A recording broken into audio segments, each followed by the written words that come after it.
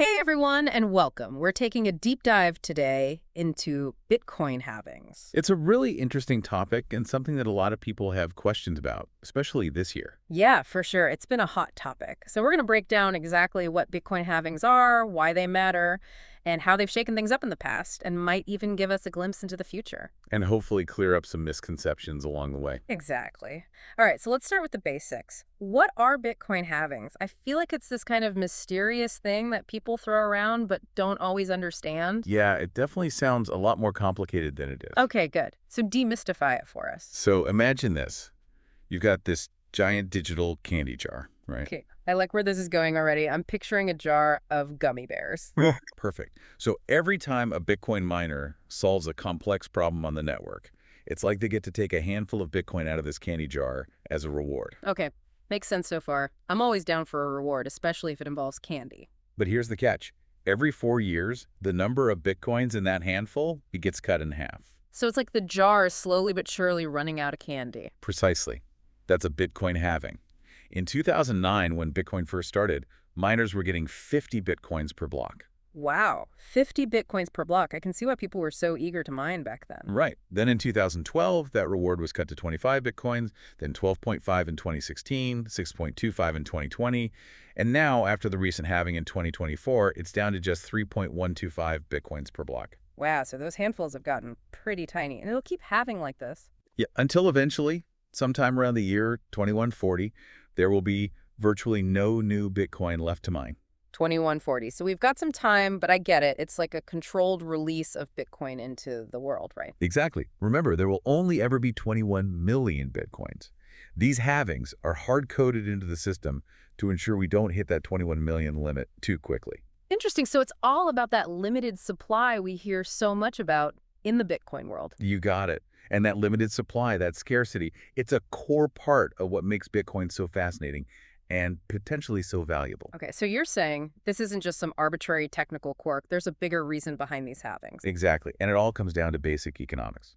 Hmm. Scarcity. When something is scarce and people want it, its value tends to go up. Right, like those limited edition sneakers that everyone's always trying to get their hands on, or a rare vintage comic book. Exactly. And that's part of what's got people so excited about Bitcoin. By controlling the supply and making it more scarce over time, theoretically, its value should increase. Okay, so I see the theory, but does this actually play out in the real world? Like, have these halvings actually had an impact on the price of Bitcoin in the past? Well, let's just say, looking back at what's happened with Bitcoin's price after each halving, it's kind of hard to ignore. Okay, so you're saying the history books actually back this up. Give me the SparkNotes version. So, after that first halving back in 2012, Yeah. Bitcoin went from, get this, around 12 bucks. $12. Man, I wish I had gotten into Bitcoin back then. Right. So it went from about $12 to over $1,000 in about a year. Okay, that's not bad at all. What about the next one? Right. So fast forward to 2016, and we see a similar thing happen, maybe a little less dramatic, but still pretty impressive. Bitcoin starts out around $650 before the halving, and by the end of 2017, it had climbed to almost 20,000. Okay, so 2 for 2. This is starting to feel like more than just a coincidence. Did 2020 follow the trend?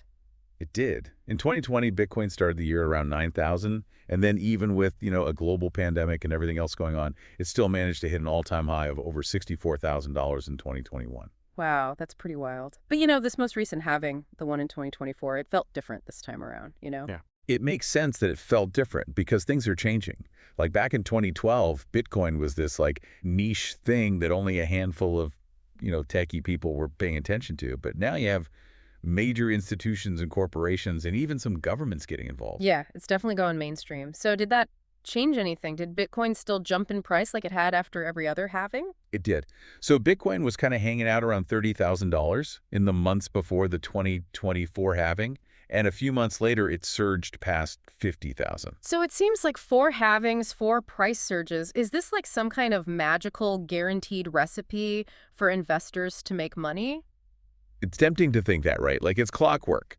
Right. But it's really not that simple. Yeah, we see these halvings happening around the same time as these price increases, but we can't say for sure that the halving is the only reason for it.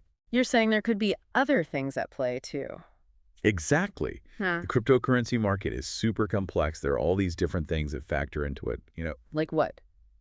Well, you've got global events, media hype, even just people's feelings and overall sentiment about the market, that can all affect the price. So it's not as simple as looking at the halving in isolation. No, not at all. Yeah. And we've also got to keep in mind that the whole landscape of the Bitcoin world is changing. Like we were talking about earlier, you have these big institutional investors coming in, Mm. and they're playing with a whole different set of strategies compared to your everyday investor, right? And Yep. that throws a whole other wrench into things. So with all these other factors involved, is there any way to actually predict what's going to happen to Bitcoin's price? Can we even try to make an educated guess? I mean, if we knew that we'd all be rich, wouldn't we? Haha. Yeah, that's the million-dollar question, isn't it? And unfortunately, there's no easy answer. So what you're saying is there's no crystal ball. We don't know what the future holds for Bitcoin. Exactly. Nobody knows for sure. And that's part of what makes this whole thing so interesting, right? It's like we're watching this grand experiment play out in real time. I know, right? It's kind of exciting when you think about it. Okay, but let's bring it back down to earth for a minute. Let's talk about what all this means for the average person who maybe just has, a little bit of Bitcoin or is thinking about getting into it. Like, Mhm. why should they care about these halving events at all? Well, it's a good question, and it's about more than just, hoping to make a quick buck. Bitcoin, at its core, with its limited supply and these regular halvings, it's like this completely different way of thinking about money and value. Okay, tell me more. It forces us to think about systems, like the ones we have now, where governments can just print more money whenever they want, which, as history has shown, can lead to inflation, right? Right, like when your dollar just doesn't buy as much as it used to. Exactly. That's what Bitcoin is trying to offer an alternative to. With Bitcoin, no matter what, even if every single person on the planet wanted to buy Bitcoin, there would never be more than 21 million. That's a powerful idea. Yeah. So yeah, Bitcoin halvings, they're these technical events, but really they represent this fundamental shift in how we think about currency. Mm. And whether Bitcoin itself ultimately succeeds or not, I think these halvings will continue to be a big part of the story. It's definitely a story worth following, that's for sure. And there you have it, folks. The mysterious, fascinating, and potentially game-changing world of Bitcoin halvings. We've gone from what it is to why it matters and explored how it might shape the future of, well, money itself. Hopefully you're leaving today with more questions than answers and a thirst to keep diving deep into the world of Bitcoin. Until next time, keep exploring.